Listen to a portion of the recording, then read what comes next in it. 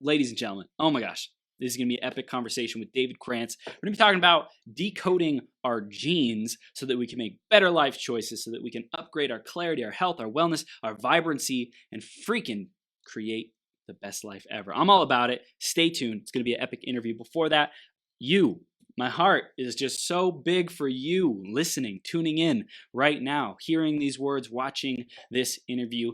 So thank you for being here. Thank you for choosing to be on the journey of becoming your greatest possible self. Thank you, thank you, thank you. Appreciate you being here. Thank you for supporting us and tuning in, okay? Next up is the iTunes review of the week, and this week it's by C.A. Cleary. Let's put that up on the screen. C.A. Cleary says, valuable and entertaining content. It's obvious that Chris really cares about becoming his best self and helping others to do the same. He listens well, asks thoughtful questions, and highlights action steps his audience can take for personal and professional development. His energy and enthusiasm make his interviews not only interesting, but enjoyable to listen to. C.A. Cleary, thank you so much for that review. And if you want to give us a review, get a chance to get shouted out on a future 12-hour live stream, go to beergps.com/iTunes or search Greatest Possible Self on the Apple Podcast Store. Thank you so much for doing that. Let us know what you love about the show, what you want to see more of, and how we can keep growing it for you. I'm going to introduce David in just a second here. Before that, grab a piece of paper, grab a pen, be ready to take notes, because this deep dive into your DNA, into your cellular biology, into your genome, into who you are, and getting the answers to create your best life ever. Man, if only we were taught this in school, I think we'd all be completely different, way more empowered, way happier, way more fulfilled human beings. So this is the gold that you have been looking for, seeking for, and that could really change everything for you. So stay all the way through till the end of this interview, because we're going to be dropping some value bombs. David's going to light it up in here. So let's introduce him, and we'll bring him on the screen. David Krantz is a certified epigenetic coach and highly sought-after expert in the field of individualized genetic-based nutrition and peak performance. As a lifelong musician, David sees the various systems of the body as parts of a complex symphony.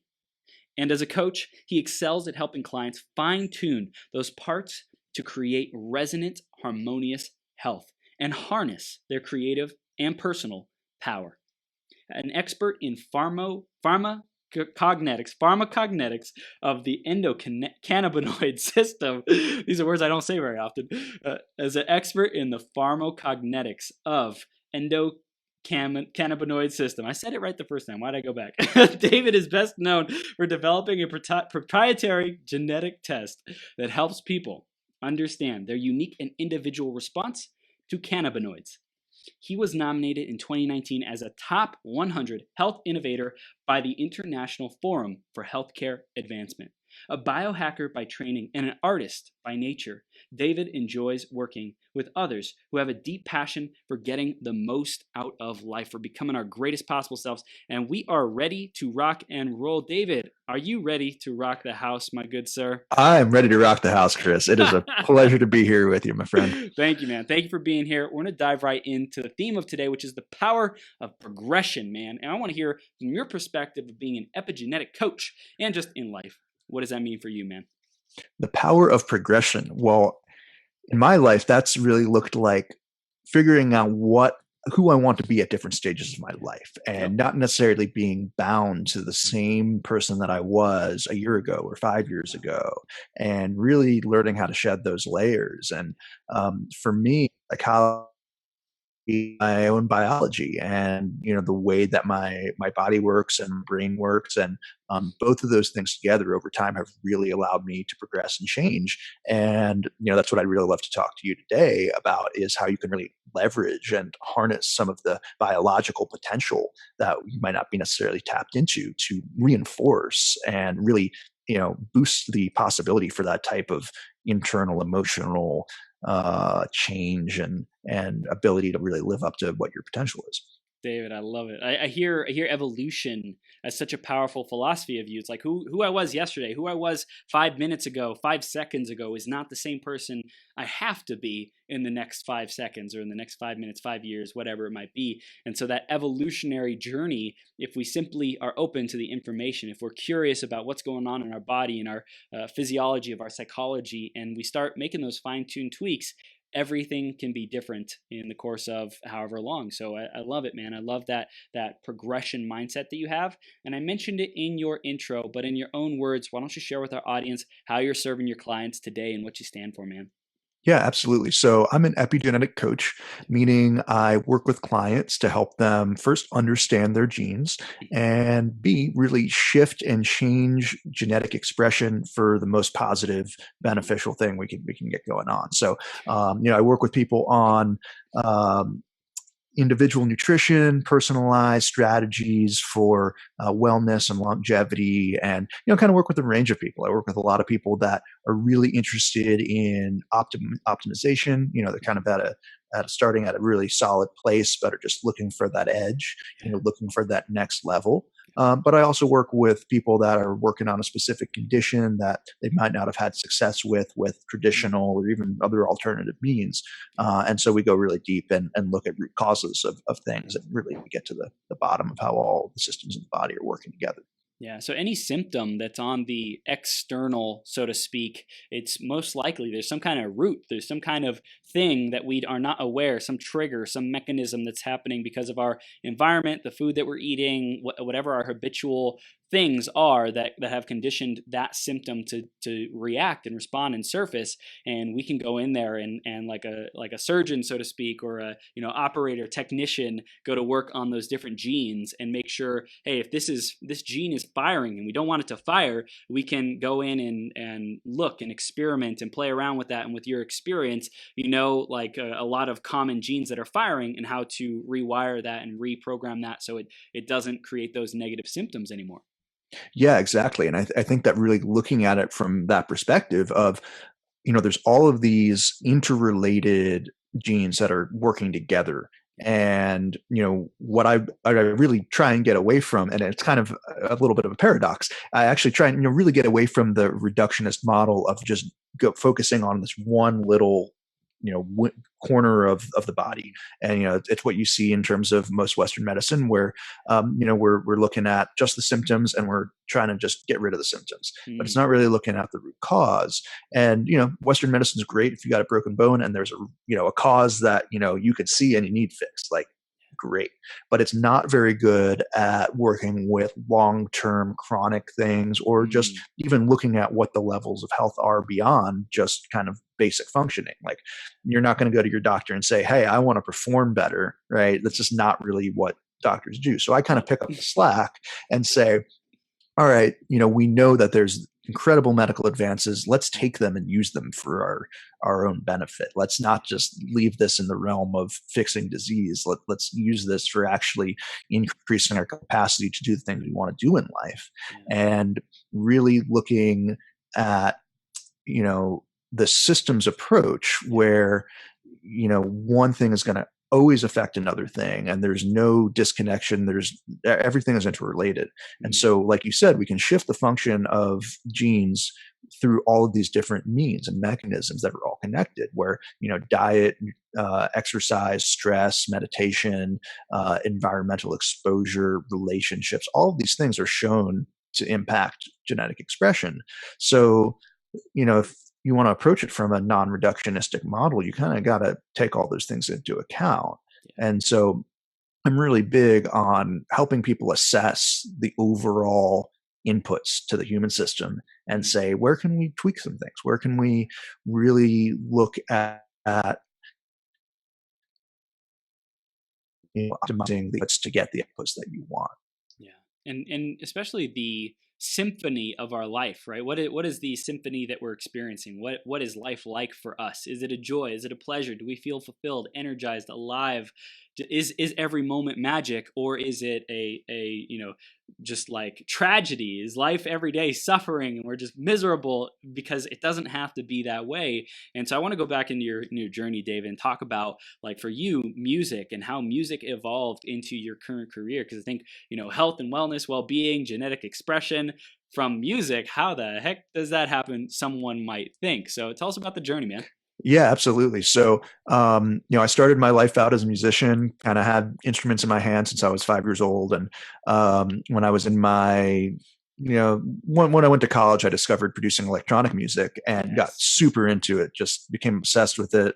Um, and had some pretty good success, released some albums. I was touring. Was very fortunate to be playing all over the US, and really kind of ran my health into the ground. Mm-hmm. I was living kind of the late night artistic lifestyle and not taking care of my body and partying, and also at the same time just like not really making good decisions with where I was putting my energy with people and relationships, and kind of had all the factors working against me without me realizing it. And it really just built up and exploded. And I started having all these weird symptoms.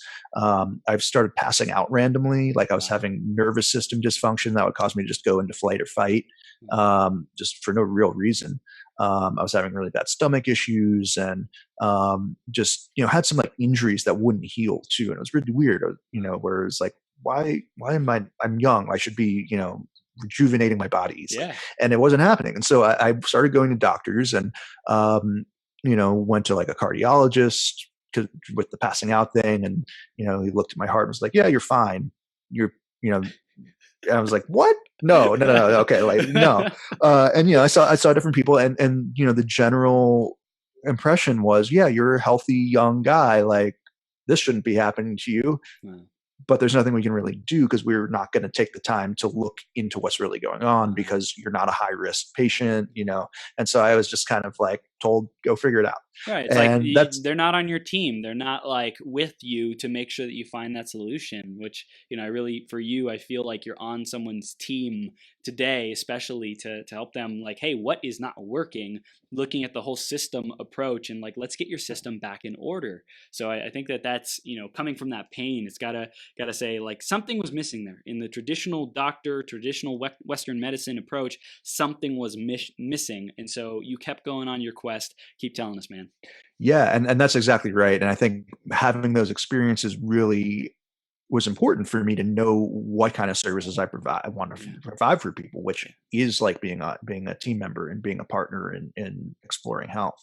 But anyway, so I really got into the biohacking world and just started listening to all the information that I could. I kind of replaced my music obsession for a little bit with health obsession. I was like, kind of took the same approach of like, I'm going to learn everything I can about this, and really started to make some foundational changes with my diet, started meditating, started doing things that I knew would calm my nervous system, and got myself to back to a pretty decent place. And then this kind of wild synchronicity happened where I was on a walk during my lunch break at work, and I realized that what the logo on the building next door was actually the exact same logo as one of my favorite podcasts, one of my favorite health podcasts, with this doctor named Dan Stickler, who was a world expert in genetics and epigenetics. And I was like, no way. I've just listened to all of your episodes. I like sought you out for certain things because no one else was talking about this stuff, and realized he had an office next door. So I made an appointment just to get some blood work done. And it turned out that they were actually looking to hire someone with audio production skills for this experimental sound chamber that one of the co-owners of the clinic had built. Who, she was an audiologist and a performance expert for the Air Force. She was also a colonel in the Air Force. And they were basically looking for me and I was basically looking for them. And so I started working and building some programs for them, stuff designed for like augmented meditation and altered state kind of stuff within the sound chamber. And right around the time I started there, Dr. Stickler developed a training program because he was getting requests from other practitioners and doctors to train them in his method of genetics and epigenetics, and kind of figure it out over time with his clients. And he's kind of one of those pioneers where he was just like, yeah, no one else is doing this. The research is there, but no one is applying it clinically yet. I'm just going to start experimenting and see what happens. And he really has built up an incredible wealth of knowledge from that. And so he asked me if I wanted to be a beta tester for his training program. And I actually said no at first because I was like, I'm not a health coach. I'm not a practitioner. Like I'm a musician. And he kind of kept bugging me, and I was like, okay, I'll trust you. I mean, this is a guy who's a consultant to Google. He's a medical director for Neurohacker Collective, the guys who create Qualia. Like he knows what he's talking about. So I trusted him when he was, saying like, yeah, you could do this. And kind of the rest is history. Found out that I really enjoyed working with other people and had really developed a solid basis in, my own kind of recovery. And here I am. This is so freaking powerful, man.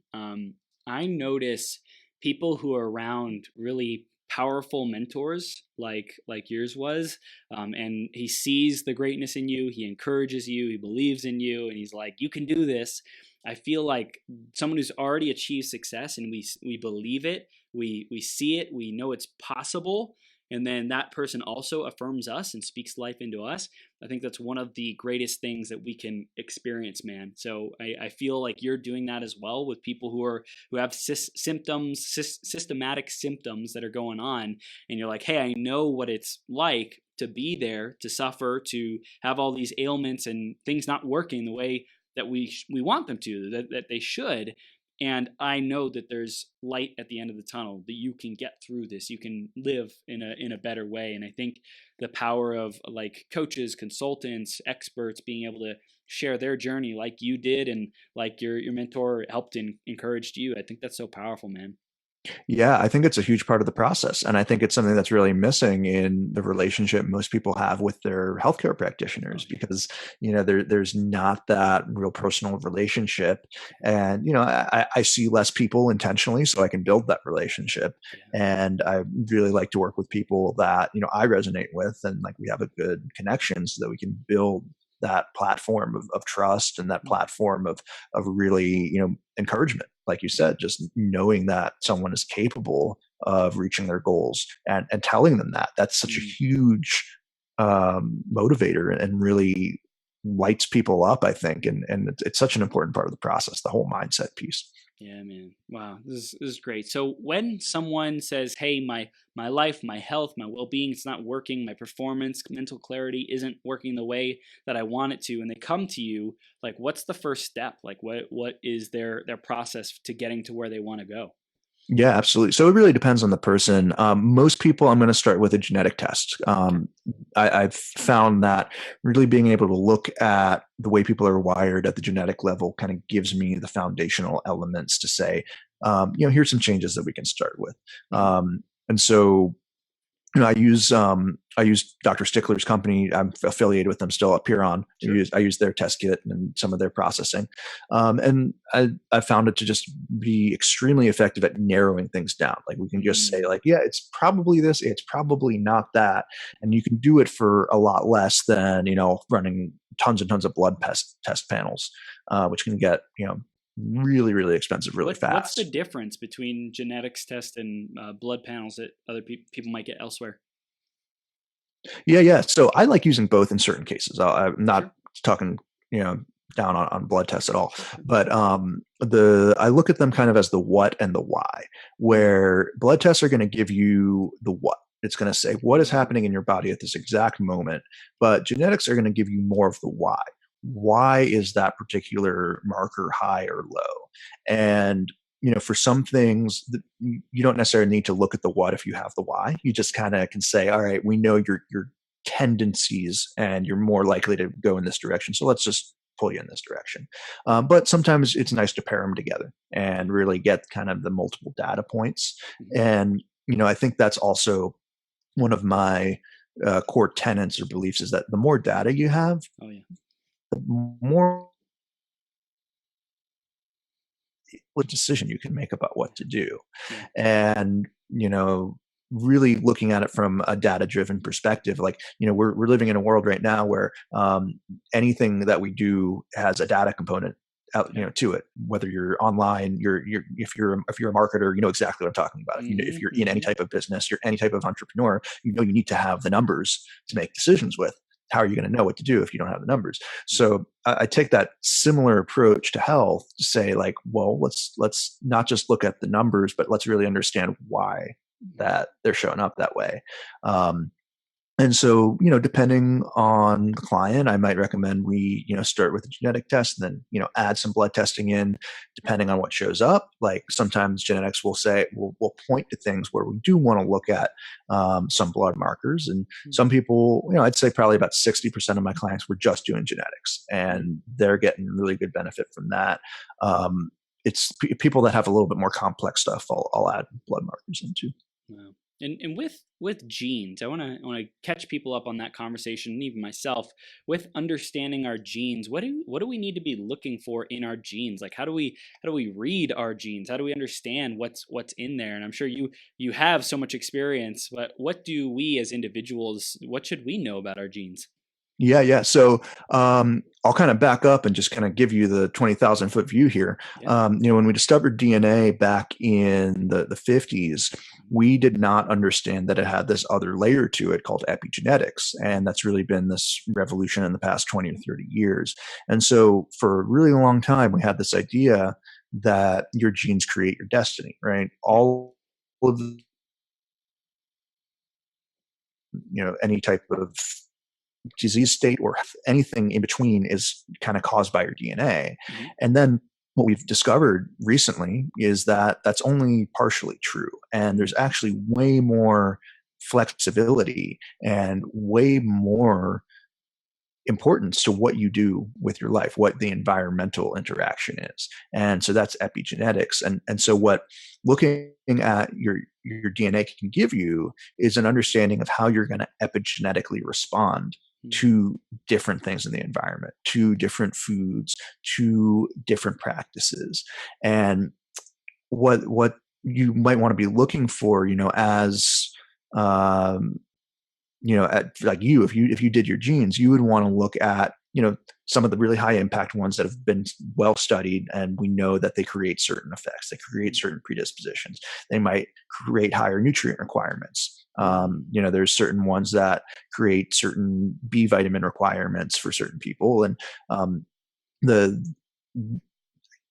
overall gist of it is that it's not really about what genes you have. It's more about what you do with the genes you have, right? It's the gene environment interaction that's important, not just the genes themselves. And I think a lot of people really get stuck in this idea that, if I find out my genes, I'm going to find out I have this disease risk, or I don't want to know. But what's really important is coming from a place of empowerment and really saying, hey, this is just information. If you're going out at 5 o'clock traffic and there's a traffic jam on this one route that you might take, wouldn't it be nice to look at your GPS and make a decision to take a different route so you can avoid the traffic jam?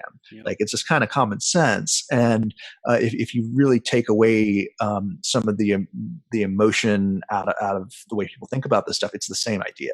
It's let's avoid the traffic jam and just go down the quick and easy route that your body naturally wants to take, and just kind of grease the wheels and make it easier for you to get to where you want to be. So people might be afraid of finding out something because it could put their life their life is in danger, or they have a shorter amount of time span, or they have to deal with more challenges or obstacles. They might have shame about something. They don't want to find out something that could be a detriment and something that is a burden for them. So they'd rather say, talked about it earlier, the devil that I know, or that I know is better than one that I don't know. Right. So it's like, well, I'll just keep suffering. I don't know exactly what's going on, but it is what it is, and I just keep getting along without it, versus saying, hey, I'm going to confront this information, I'm going to get it, and then from there I can make a more educated, empowering decision. But I love what you said, and how I relate to it is we already have all the necessary ingredients within us, like the DNA, as I understand it. It already has like basically infinite potential for what we could become and what it could express. But because of our environment, because of our food, because of how we think, whatever it might be, only certain parts of it and parts of it are activated, which can potentially limit us. So to become limitless, to become superhuman, which I love that kind of conversation. I love like activating our greatest possible self and all that entails. Like, then we have to understand what are the ingredients inside of us, and how is it currently making the recipe? What is the recipe creating, and how do we shift that recipe and how the ingredients come together to create a different outcome, to create a different finished product and a beautiful beautiful pie or whatever it might be. Yeah, absolutely. I love the way you phrase that. And I think that's really what it's about overall is, learning what these different components of yourself are, how they function, and what are you going to do to make them work optimally. Yeah. Because when you really look at the science, like almost everything has a positive and a negative to it. It's not that there's good and bad genes. It's that those genes function differently when they're in different environments. And when I say environment, I'm talking about food. I'm talking about sleep. I'm talking about all these things that our body takes in as information, right? Yep. And so, like, to give you an example, there's this gene called MTHFR that when you look at forums on genetics, people get really up in arms about having certain MTHFR variants because certain ones are associated with higher cancer risk, certain, like cognitive decline, that kind of thing. But when you really look at the science, it's only when people eat diets that are deficient in certain nutrients. It makes you more prone to have nutrient deficiencies because you use more folate, you use more B12. But actually, people born with folate and B12, they actually have a lower cancer risk than people with the other type of variant. So it's like you're looking at modifying these things. You're looking at giving people what they need to thrive, and not just stopping at, oh, well, I just have a predisposition. It's no, like, let's see what we can do about it. And that's really how I approach things. And, I'm really not focused on disease risk. I know I've mentioned cancer a couple of times, but I'm really more just focused on what are the action items? What are the things that we can do? I don't even really talk about disease risk much. I'm just focused on how can we go from here to where you want to be, and really look at what are the lifestyle factors that we can make that happen with. Yeah, man. What I also know is important as an expert, as a service provider for you, is being able to communicate with your clients and have the conversation land and have them be want to take action on it and implement what they learn. That's one thing, and then also just having the right information, right? Like I think that's what can set service providers apart from each other. Is like, hey, we all kind of go get the information, and certain people study differently and get better information or integrate it more effectively. But I know there's the delivery and there's the bedside manner, so to speak, of a doctor or practitioner.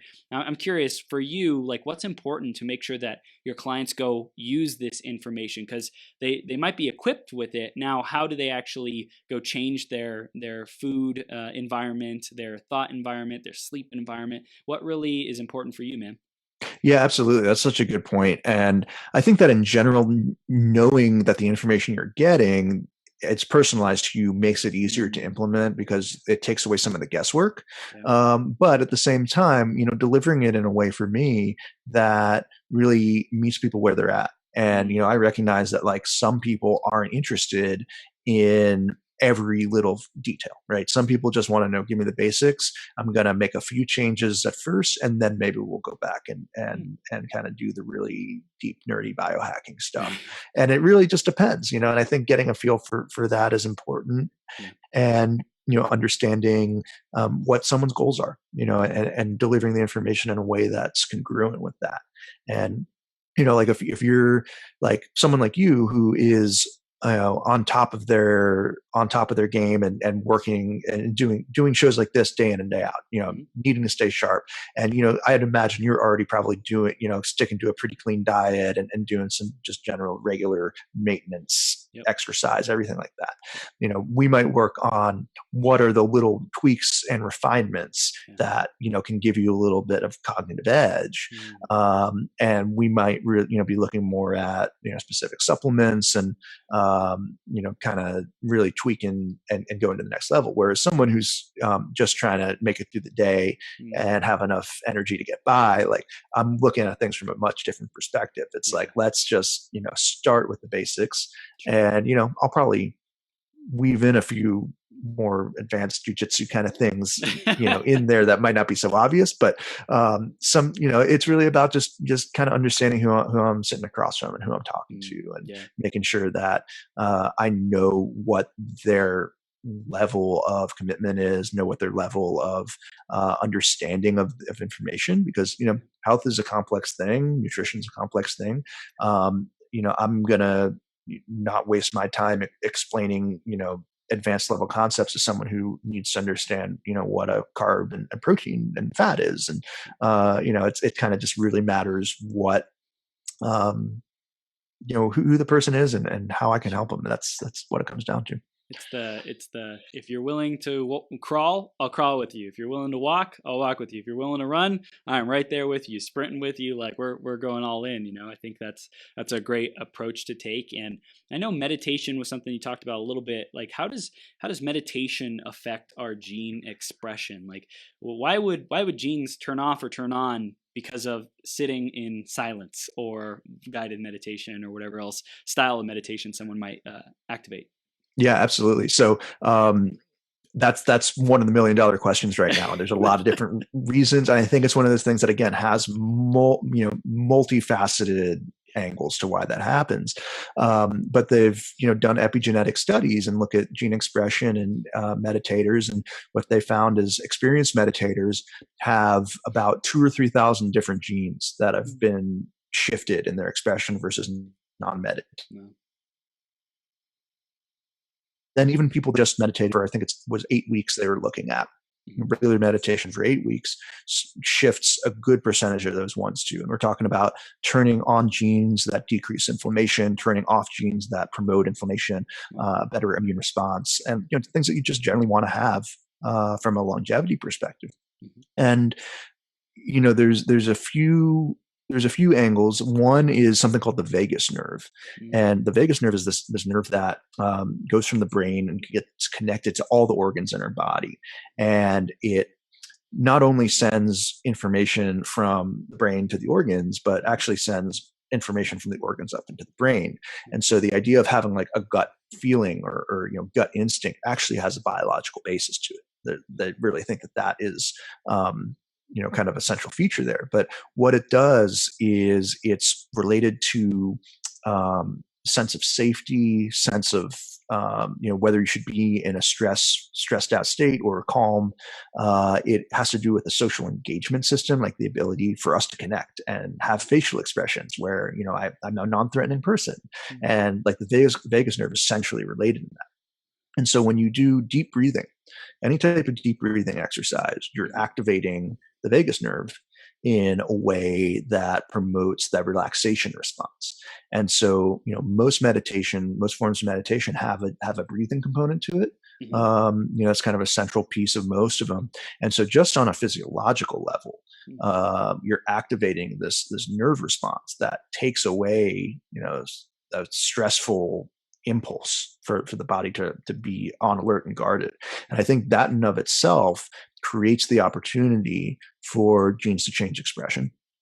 And there's also some studies that have looked at telomere length. Telomeres are this part of the chromosome that kind of protects our genome when a cell copies itself. And over time, the telomeres on the cell kind of get degraded, and it's one of the parts of aging. It's just something that happens naturally.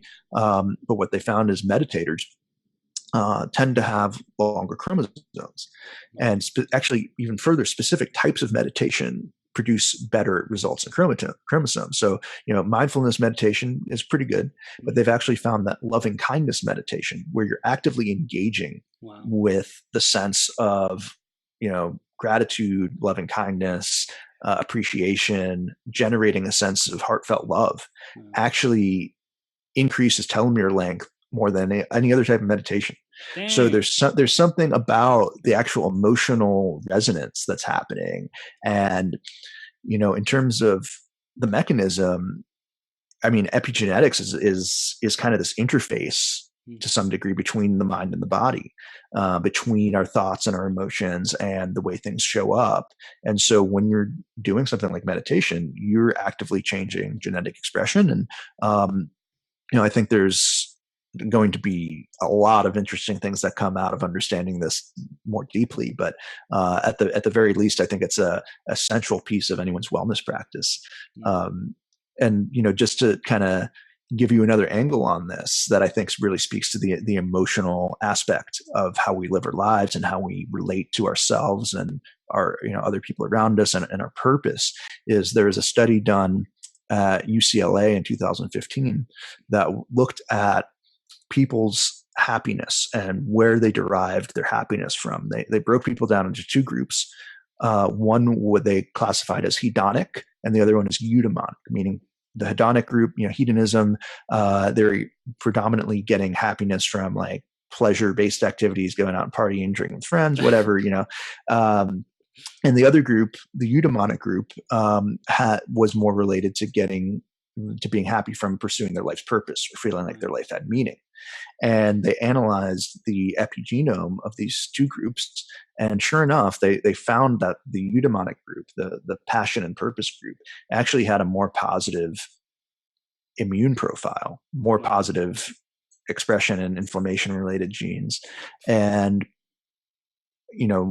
in terms of mechanism there, it's anyone's guess as far as why that really shifts expression like that. But the fact that it does and can have that impact, I think, is all I need to know that, I'm going to try and live my life that way. And yeah, I'm going to go and do things that are pleasurable and all that too. But, in terms of the balance and really understanding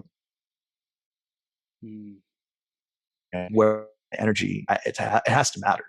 And I think from a whole systems approach to health, knowing that you can actually change your genetic expression just by living your life in a way that's congruent with your deepest self, your deepest possible self. I think that is it's an incredible thing to add into your health regimen, right? To think about your passion and your purpose as a part of generating health. Yeah. And I think just like for anyone out there who's wanting to meet make the rubber meet the road, simply every day say, hey, today I am committed to living my purpose. I'm committed to discovering. I'm committed to walking my purpose, doing things that I'm passionate about, having more fun, having more play in my life in a way that serves other people, that I enjoy myself and I also serve other people and do something that's bigger. And what comes up for me with the hedonism is it's like, well, it's also short-term gratification. So long-term consequences don't matter. It doesn't matter if I'm even around in 10 years, 20 years, 30 years. So it's like that mindset, the thought pattern, how the cycle will keep happening. It's like, well, the body says, well, brain, so you don't need me very long? Okay, cool. Then I guess I don't need these long telomeres. Let's start shortening these things, because it doesn't matter if I'm here or not, versus like you got a purpose, you got something that you're doing, bigger work. You're like, I need to do this. Like, this is important for me to show up. It's important for me to take care of my body. It's important for me to be here 10 years from now, continuing with this purpose, because like I have to live this message. And it's almost like the energy of that or thought pattern or whatever it might be signals to the body, keep working well, because you're supposed to work well so that I can go do this thing. Yeah, absolutely. I mean, it's similar to exercise in some ways, where you're like, you are intentionally stressing your body for a short period of time for these long-term gains. And if you are constantly under that stress, if you're like trying to lift weights for 24 hours a day, you're going to do some damage, right? But and that doesn't tell your body, yeah, save some for later. But it's this sort of balance, I think, that the body responds to in some ways between this sense of short-term and long-term balance, and just really being conscious of your emotional state and your well-being and the energy. I think that is a key word there. Is there's all these energetic practices that typically Western science has kind of thrown out because we don't have a mechanism to understand them. But from subjective and anecdotal reports, there's plenty of validity to a lot of this stuff. Epigenetics actually acts in some ways as what appears to be the interface and the mechanism for a lot of things like acupuncture or Reiki and other types of energy work. Like, there's some cool studies really looking at genetic expression in these practices.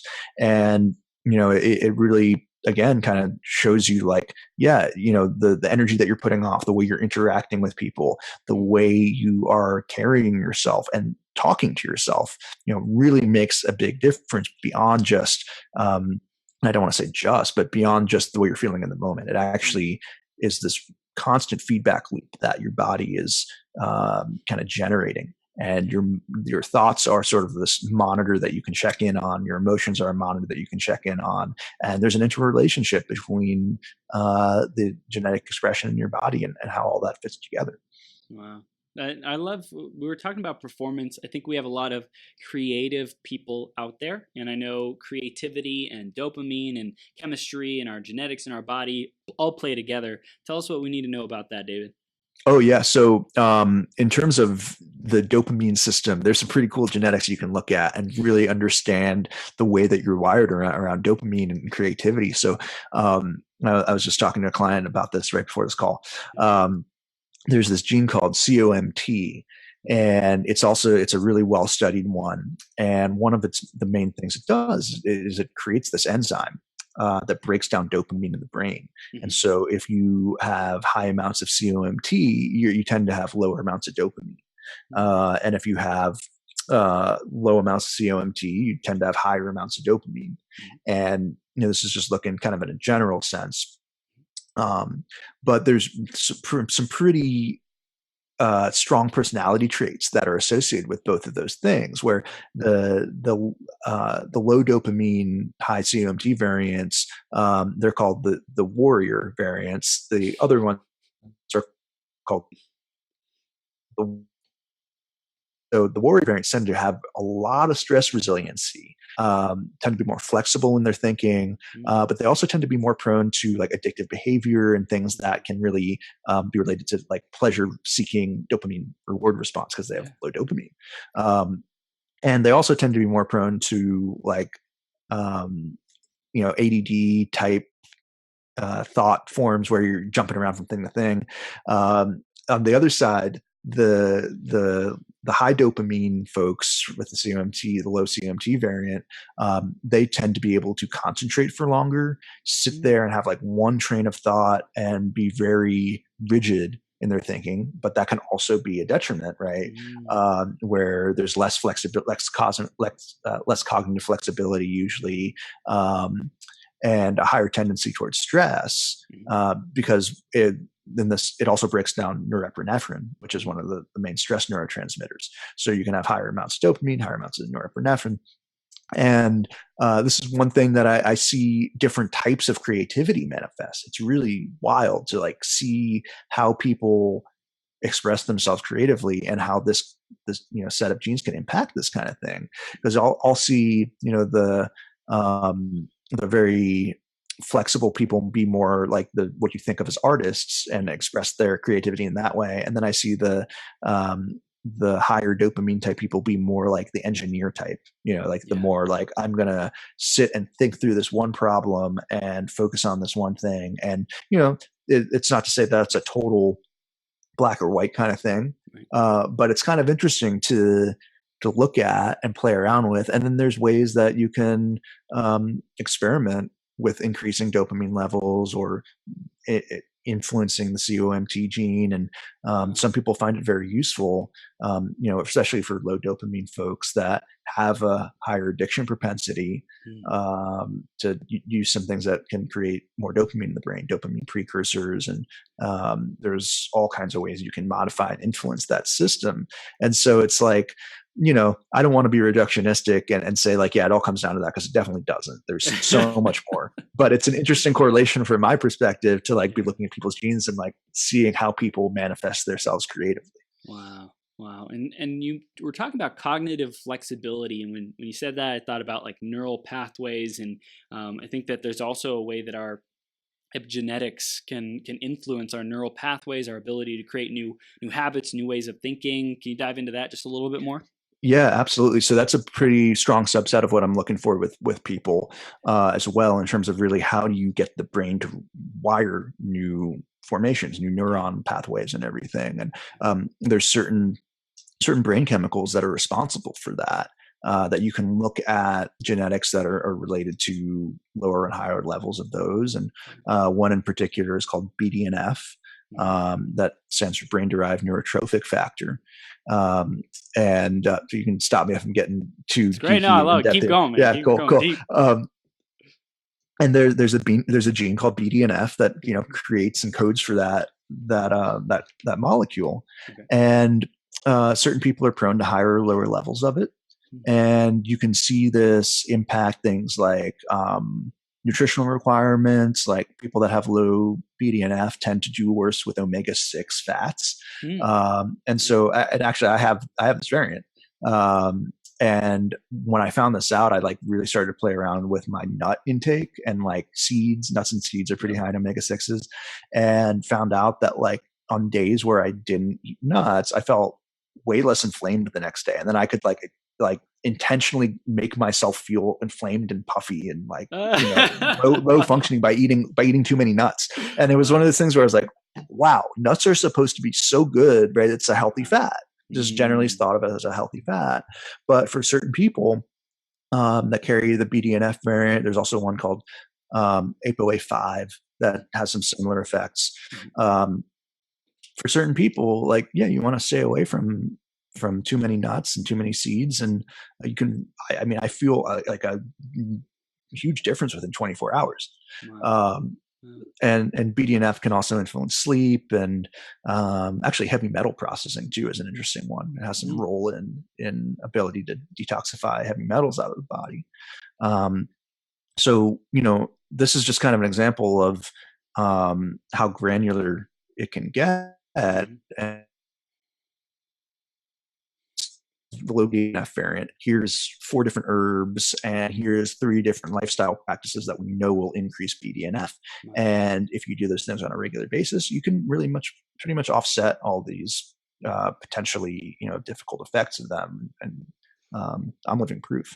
Yeah, and like your body is this like chemistry lab, right? I think I was hearing, I'm sure multiple people have said it, but Sadhguru said that like our body is like the most state of the art chemical factory, you know, that can produce any chemical compound that like it needs to function or dysfunction or whatever it might be. And so it's all about what we feed it, our environment, things like that, what we think. And I think it's so powerful to just be curious about what's going on. And also, like everyone, I feel like everyone needs to know that whatever the mass media or whoever, your brother, sister, aunt, uncle tells you is the right diet for you, they don't know what they're talking about because they don't have your DNA and your genetic profile, so they can't give you accurate information. So it's why do I was gonna say, why don't we get this as kids? But that is not an effective question, but it's such a beautiful set of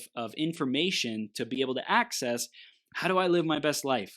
Equipped with this information, we can really start to shift like our happiness, our fulfillment, our peace, our ability to be at ease, our bodies to function well, be happier, be better, you know, brothers, sisters, daughters, fathers, whatever it might be, because like we all just want to be the best version of ourselves. And when we're equipped with the right information, we can do that. But most of the time we're equipped with misinformation that causes us to think that we're doing the right things, but be so frustrated that we're not getting the results that we want.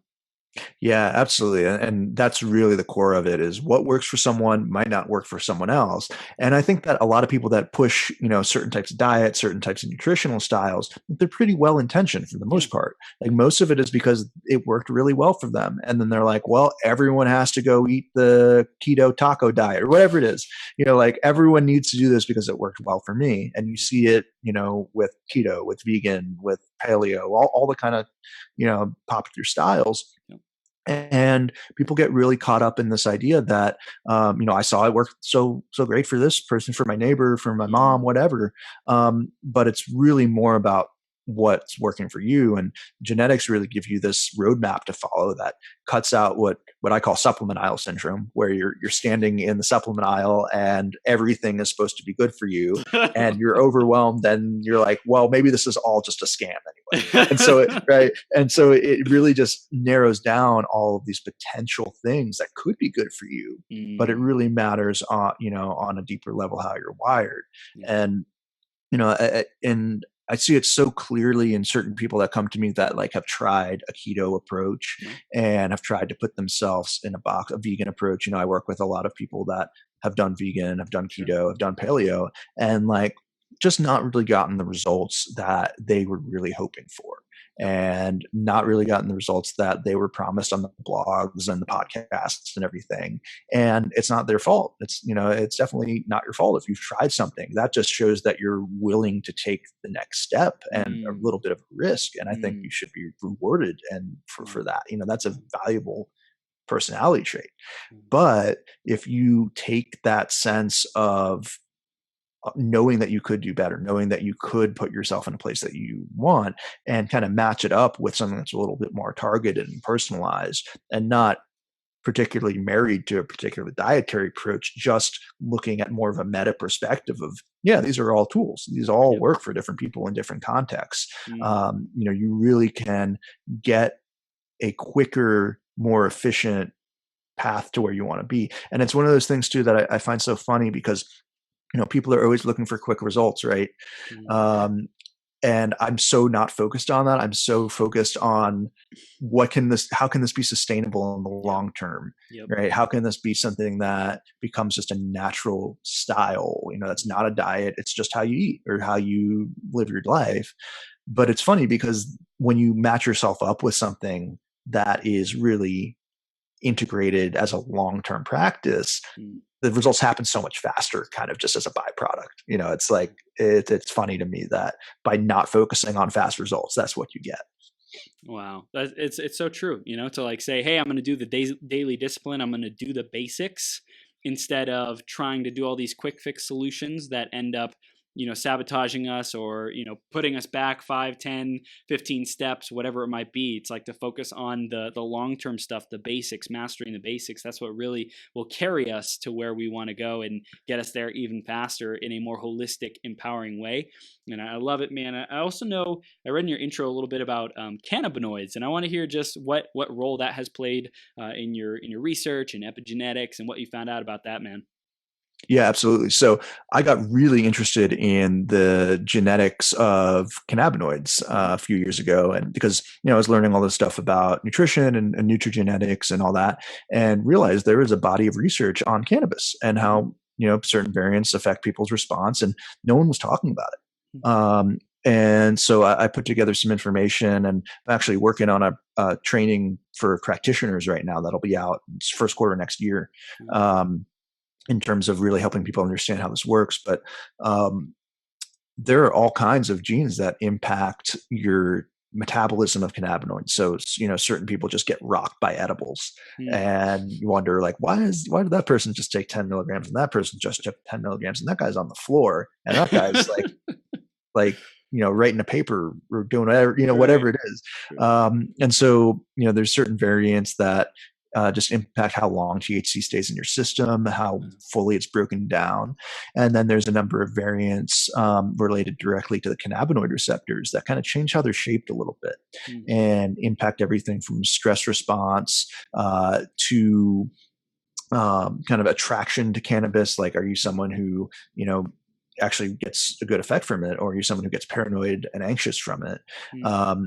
And I mean, it's pretty fascinating because, like, I grew up and I was attracted to cannabis from a young age. It was one of those things that when I first smelled it was just like, oh, I got to know what that is. And looking at my genes, like, I have the variants associated with like lower natural cannabinoid levels, and so it makes sense I would be attracted to cannabinoids, right?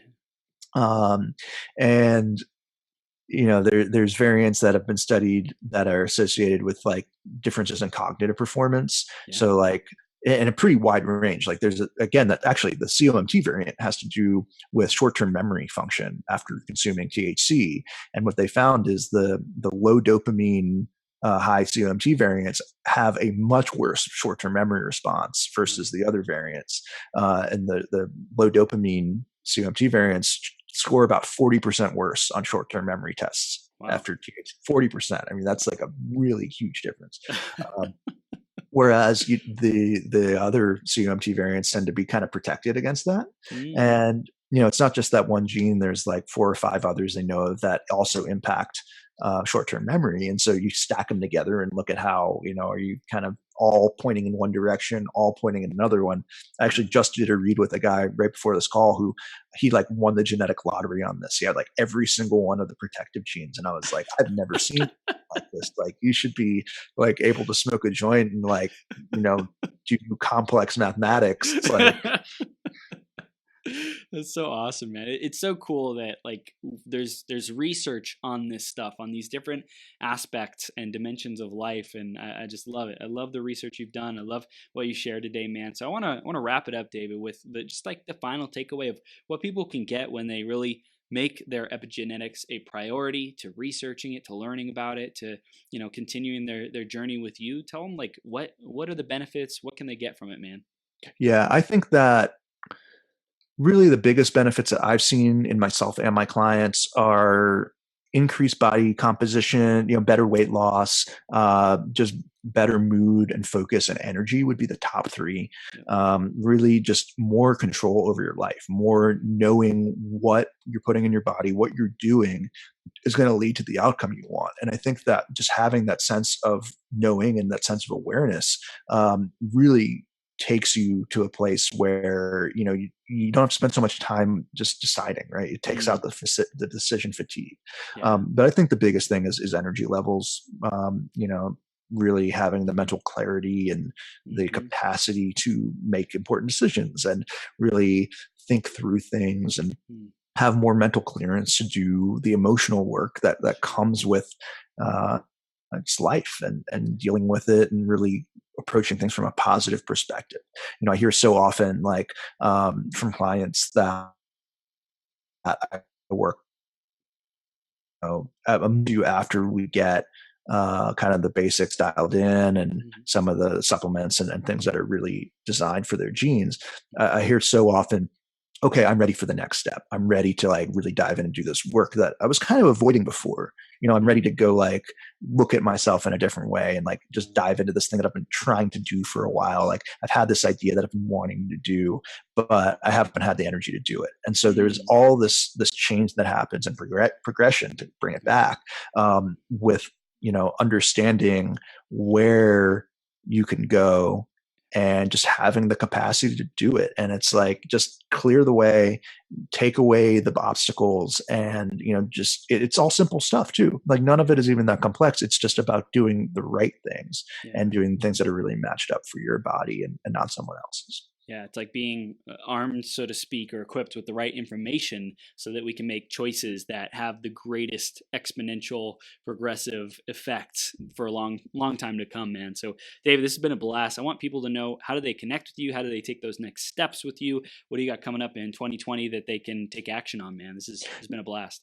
Yeah, absolutely. So my website is david-krantz.com, david-krantz.com.